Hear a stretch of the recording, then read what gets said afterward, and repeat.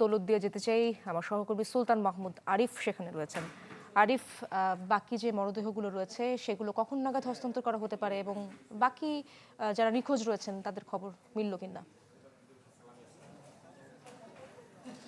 এখন পর্যন্ত বলা যায় সবশেষ নিখোঁজ রয়েছে এমন দাবি নিয়ে যিনি এখানে এসেছেন তার স্বজনের নাম ছিল জাহাঙ্গীর। সেই জাহাঙ্গীরকে কোস্টগার্ড কিছুক্ষণ আগে উদ্ধার করেছে এবং বলা যায় যে এখন পর্যন্ত ফেরিঘাটে অর্থাৎ দৌলতদিয়া যে ফেরিঘাট এখানে কারো স্বজন নিখোঁজ রয়েছে সেই দাবি নিয়ে সেই অভিযোগ নিয়ে এখন বর্তমানে কারো কেউ নেই বললে চলে। সবশেষ যিনি ছিল তাকে উদ্ধার করা হয়েছে, তার নাম জাহাঙ্গীরকে নিয়ে মোট ২৬ জনকে এখন পর্যন্ত ২৬ জনের মরদেহ উদ্ধার করা হয়েছে। সবশেষ ভোরের আলো ফোটার পর আজকে দিনে ৩ জনকে উদ্ধার করা হয়েছে, আশরাফুল, উজ্জ্বল এবং জাহাঙ্গীর, এবং তাদেরকে উদ্ধার করার আগেই বলা যায় যে তারা অনেকটাই তারা অনেকটাই নগদ নিয়ে এলো হার না মানা হার অফার। সর্বনিম্ন ১০,০০০ টাকা রেমিটেন্স নগদে পাঠালে থাকছে স্বর্ণের হার জেতার সুযোগ। শনাক্ত ছিল, তাদের পরিবার এখানে উপস্থিত ছিল।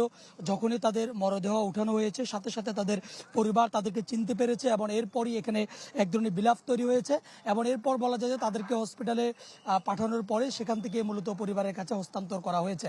বলা যায় যে এখন পর্যন্ত যতজনকেই উদ্ধার করা হয়েছে তারা সবাই শনাক্ত করা এবং তাদের সবাইকে শনাক্ত করা হয়েছে এবং করার পরে তাদেরকে পরিবারের কাছে হস্তান্তর করার যে প্রক্রিয়া সেটি চলছে।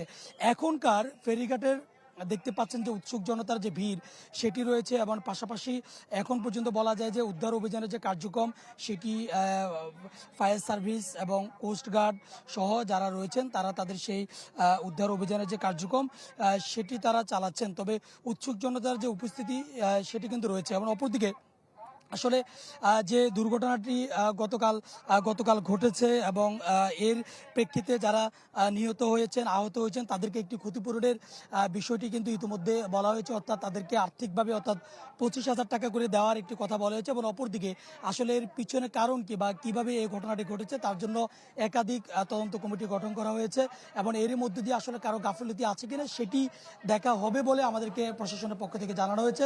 এখন পর্যন্ত উদ্ধার অভিযান এখন কিছুটা শিথিল হলেও আইনশৃঙ্খলা রক্ষাকারী বাহিনীর সদস্যদের উপস্থিতি রয়েছে। অনেক ধন্যবাদ আপনাকে আরিফ।